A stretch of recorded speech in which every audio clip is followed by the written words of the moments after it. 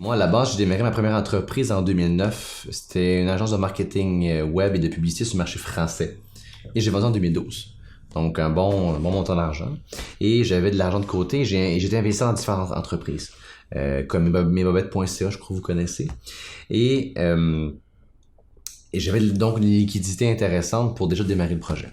Donc, j'étais chanceux là-dessus aussi, entre guillemets. Donc, en gros, j'ai pu financer l'entreprise, financer le développement initial, etc. pour créer de la valeur dans l'entreprise avant d'aller faire une ronde de financement. Mm. Et après, quand le projet a été développé, on a lancé pendant un certain temps. Et après, quand le monde a vu des ventes, une traction, une validation du marché, super important, on a fait notre première ronde de financement en fin d'année 2016. Fait que si je comprends bien, tu as mis ton argent à toi personnellement, tu as fait grossir ça, tu as été chercher une couple de clients, tu as bâti un produit, un MVP, produit minimum viable, tu as été chercher une certaine traction, et ensuite de ça, tu t'es retourné vers des investisseurs pour qu'ils investissent dans ton entreprise pour que tu puisses engager plus de gens, faire plus de publicité, ce genre de choses-là. C'est ça, donc en gros, on a fait la première chose, c'est on a développé le produit, on a lancé, on a validé sur le marché le nombre de validé sur le marché le produit. Il y avait des clients qui l'utilisaient, qui étaient contents, qui payaient mois après mois et une continuité dans les ventes. Donc on a validé ça et après on a été fait notre première ronde de financement avec une évaluation intéressante pour pas se faire diluer en grande partie. Mais ça, c'est pas le normal. Normalement, on va faire une ronde de financement avant. Et donc, on va dire qu'on veut démarrer une entreprise technologique ou n'importe quelle entreprise. Comme je dis tantôt, il faut faire un plan d'affaires, un business plan efficace. C'est à qui je m'adresse, quel est mon produit, etc. Et malheureusement, faire des planifications financières. Combien ça va me coûter, combien il va rentrer d'argent. Donc, pendant 6 mois, je prévois que je vais créer mon produit, je lance, puis je prévois mes revenus. C'est possible. Tes revenus, tu les prévois en fonction de quoi exactement, si tu n'as aucune idée de... C'est ça qui est complexe. Mais en gros, il faut valider sur une estimation qui est réaliste. Et on peut demander aux gens, etc. Mais tu dis, bon, mais moi, ce que je pense, c'est que je suis allé chercher un client à chaque 2 mois. Ça me paraît efficace, etc. Après, on présente ça à l'investisseur, puis ils disent si c'est réaliste ou pas. Mais oui, tu pars de zéro. Donc, tu prévois pendant 6 mois que tu vas rien faire, comme revenu, puis tu vas développer le produit. Puis après, tu vas lancer. Là, ça va chier. Tu vas lancer 12 mois. Ok, t'es en merde. Mais bon, faut que tu prévois ça. Faut donc jauger un taux d'erreur. Mais tu fais un business plan et après tu te dis, est-ce que je vais devant les investisseurs ou je m'arrange personnellement? Donc, les banques vont pas te financer ça. Jamais.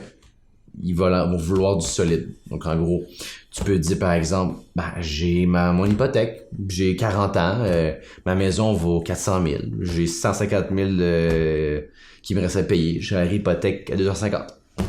J'ai un 100 000 que j'ai dans mon entreprise. Ça, c'est le plus facile à faire financer parce que c'est basé sur du seuil. Donc, en gros, tu as 100 000 que tu as dans ton entreprise puis tu vois jusqu'à temps que tu vas te faire dans ton cash flow. Mm-hmm. Donc, ça, c'est intéressant de faire ça si on a la chance d'avoir, bien sûr, un actif. Après, tu peux bâtir le produit qui marche, prêt à commercialiser. L'autre façon, ça serait, par exemple, de faire du love money, comme on appelle. Donc, en gros, aller voir tes amis, ta famille. Voici mon projet, j'y crois. Allez, à coût de 5 000, 10 000, 20 000, dépendamment si on a une famille qui a de l'argent. Mais après, tu bâtis peut-être ton 50, 100 000 de cette façon-là en voyant 30 personnes à coût de 5, 10 000 donc, c'est intéressant, cette façon-là.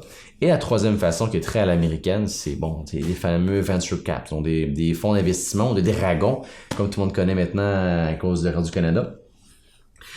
Et de cette façon-là, mais c'est des gens qui investissent en seed. Seed, en traduction, c'est peut-être faire pousser le début là d'un arbre, on va dire. Et là, tu en tant qu'investisseur, tu investis dans du rêve. Mm-hmm. Bonjour, j'ai une idée. Ça va être malade. Je suis le meilleur du monde. Je vais péter les marchés et je vais faire des millions. Donc là, l'investisseur doit croire pas en le projet. De croire en toi. Ouais. Dans l'entrepreneur. Il doit investir dans l'entrepreneur. Puis il croit que, OK, ce gars-là, OK, il a une idée intéressante, mais ce gars-là est capable de trouver les fonds, trouver l'énergie, trouver les ressources pour amener à son plan. Il va toujours investir dans l'entrepreneur en premier.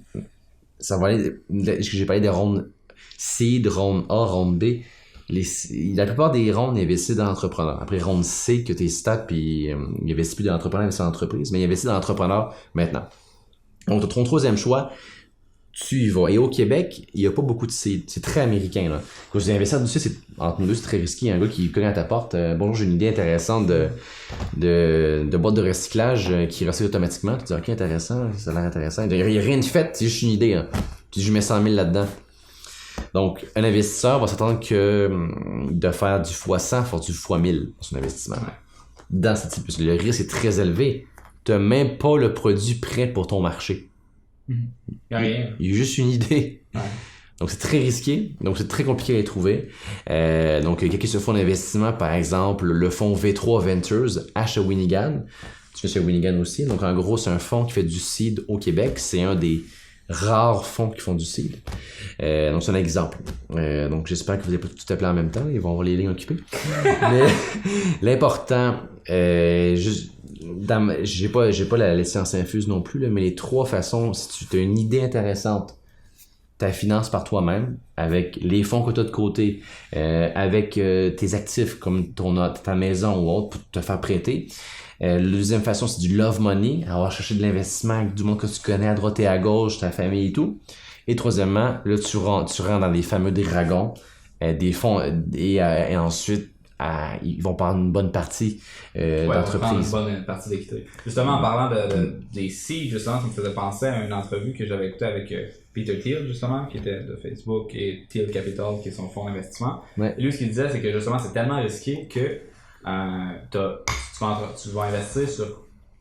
En fait, ce qu'il faut dans son fonds, c'est que s'il investit sur 10 entreprises, ça en prend juste une qui réussit. Ça ne dérange pas s'il y en a 9 qui échouent, tant qu'il y en a une qui réussit. Puis il ne faut pas qu'elle réussisse à être juste profitable. Il faut qu'elle réussisse à être 1000 fois plus profitable que tout ce qu'il avait espéré qu'elle soit. Fait que c'est vraiment comme des espèces de billets loterie. Puis c'est quelque chose qu'on voit pas souvent au Québec. Je pense qu'il y a aussi d'autres façons de faire aussi pour être capable de se financer. Tu sais, comme moi j'ai fait, tu le fais toi-même on the side. Ça, c'est sûr que c'est excessivement long. Les gens n'aiment pas ça parce que ça te demande d'apprendre beaucoup de choses avec lesquelles tu n'es pas nécessairement familier, mais c'est une façon de faire. La deuxième façon de faire, c'est de vendre à l'avance ton service ou ton produit au client avant de pouvoir Il y a des fameux sites qui font ça. Oui, puis ça, Kickstarter et tout. Le troisième point, c'est le crowdfunding. Ouais.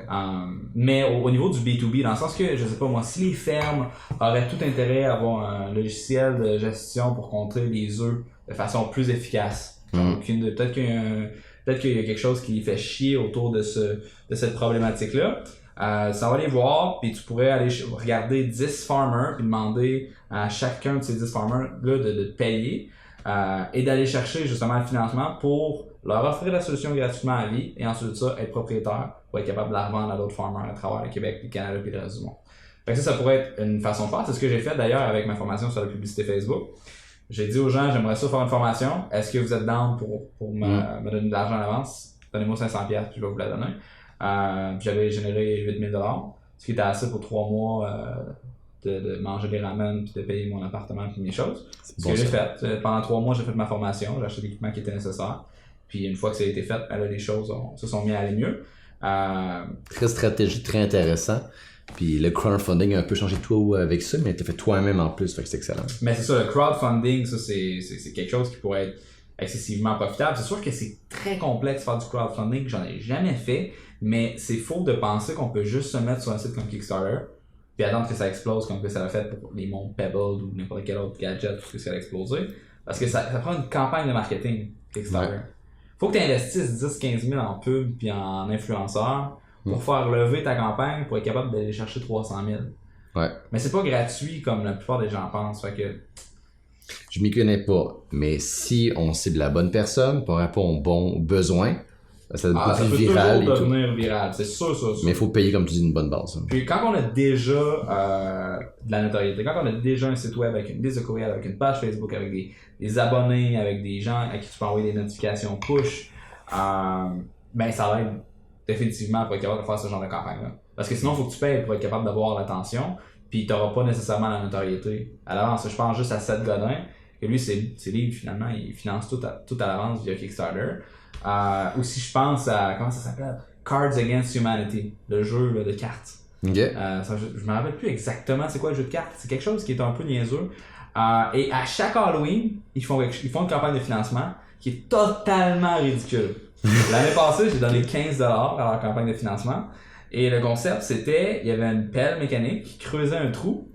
Et ils voulaient savoir jusqu'où le trou allait se rendre. Ils ont creusé comme ça. Puis chaque dollar que tu donnais, ça donnait point quelques secondes de plus à creuser. Wow. Finalement, ben, ils ont récolté, je pense, c'est 83 000$ de cette façon-là. Tu sais, juste à cause qu'ils ont une base de clients qui est fidèle puis qui les aime. C'est comme l'autre année d'avant, c'était donnez-nous de l'argent sans raison. Ils ont donné un bonus de 15 000$ à tous leurs employés. Parce qu'ils avaient généré les proches 100 000, encore une fois. Bon. C'est vraiment efficace, c'est vraiment magique. Mais ça prend la brand, ça prend l'amour envers ta marque puis ton identité, puis tu sais, faut que tu viennes chercher les gens. Mais comme tu dis, je crois que ça vaut la peine de... Sur mes 3 que j'ai dit, tu as nommé des super bonnes aussi.